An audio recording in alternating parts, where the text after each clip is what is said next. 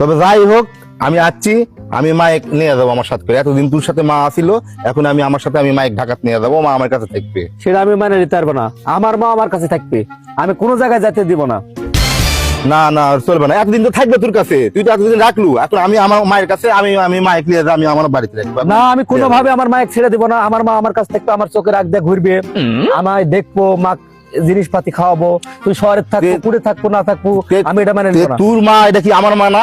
হ্যাঁ তোর মাও। তাহলে তোর মা তো এতদিন থাকলো তোর কাছে, এখন আমার বাড়িতে নিয়ে যাবো আমি ঢাকা। চাকরি করবে চলে যাবো, মা থাকবে বাড়ি, কি খাইতে না খাইতে তুই তো দেখবো না। সেটা আমার বাড়িতে আমার তো বউ আছে, আমার বউ দেখাশোনা করবে। না আমার মা আমার কাছে থাকবে, গ্রামের থাকবে, ফলমূল খাবে, শাকসবজি খাবে, আমার মা সুস্থ থাকবে। এই জন্যই তোর সাথে আমার কথা পারা যায় না।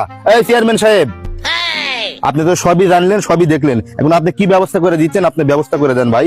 কথা একটাই, আমি মায়ের আজকে আমার সাথে আমি নিয়ে যাবোই, আপনি কি করছেন করে দেন। আমি কোনোভাবে লিয়া যেতে দিব না, আমি আজকে মাইক নিয়ে যাবো, আমার মা হলো আমার মাইক আমি নিয়ে যাবো। গ্রামের থাকবে, আমার কাছে থাকবে, আমি কোনোভাবে মেনে নিতে পারবো না। এতদিন থাকি তোর কাছে, আমি কিছু বলেছি? আজকে আমি নিয়ে যাবো আমার মাইক। আমি কোনোভাবে যেতে দিব না, আমার মা আমার কাছে থাকবে। আপনি কি ব্যবস্থা করবেন চেয়ারম্যান সাহেব, আপনি ব্যবস্থা করে দেন। আচ্ছা আচ্ছা ঠিক আছে, আমি যা বোঝার বুঝে গেছি, তোমরা আর দুই ভাই গ্যাঞ্জাম করো না, বিষয়টা আমি দেখতেছি। চাচি, হ্যাঁ বাবা। দুইটাই তো আপনার সন্তান। হ্যাঁ বাবা, দুটাই আমার ছেলে, এটা বড় ছেলে, এটা ছোট ছেলে। দুইটাই যেহেতু আপনার ছেলে, তাহলে আপনি কোন ছেলের সাথে থাকতে চান সেটা আপনি নিজের মুখেই আমাকে বলেন।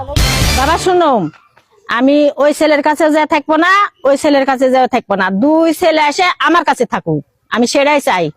এই তোমরা দুইজন তো সবই শুনলে মায়ে কি বললো, আর তুমি তো ঢাকা থাকো। জি চেয়ারম্যান সাহেব। তাহলে তুমি ঢাকা থেকে চলে আসো, এসে তোমার ভাইকে নিয়ে মাকে নিয়ে একসাথে থাকো।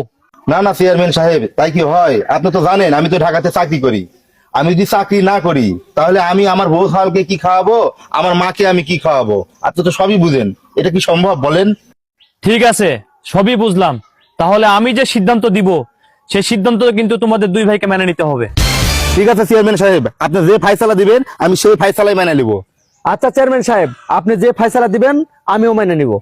তাহলে শোনো, তোমাদের মা তোমাদের দুই ভাইয়ের কাছে এক মাস করে থাকবে, তোমার কাছে 1 মাস, তোমার কাছে 1 মাস। তোমরা দুই ভাই এখন কি বলিচ্ছ তাই বলো। না না চেয়ারম্যান সাহেব, এটা তো মানা যাবে না, আমি তো চাকরি বাকরি থেকে আমি ঢাকা থেকে এখানে আসতে পারবো না, আমার মাকে আমি সঙ্গে করে আজকে নিয়ে যাবো। না আমি কোনোভাবে আমার মাইক আমি নিয়ে যেতে দিব না, আমার মা আমার কাছে থাকবে। এই তোমরা থামো, তোমরা এগুলা কি শুরু করছো আবার? তোমার মা কি নানির বাড়ির সম্পত্তি পাইছে যেটার জন্য তোমরা এবার টানাটানি করছো মাকে লিয়ে? আচ্ছা চেয়ারম্যান সাহেব, জমি জাতি মায়ের কিছু আছে বুঝছেন, নানার বাড়ির সম্পত্তি কিছু আছে, তা আমি সম্পত্তি টম্পত্তি কিছু